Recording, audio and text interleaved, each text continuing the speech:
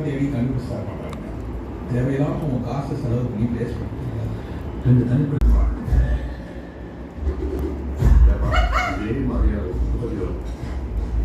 இப்போ சொல்லியாவது இட்லி கூட மாதிரி இருக்கு.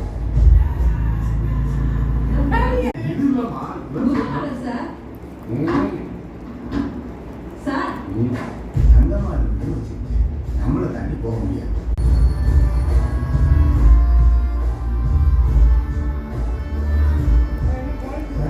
அவன் வீட்டுக்கெல்லாம் போக மாட்டானா, இங்கே தான் இருப்பானா.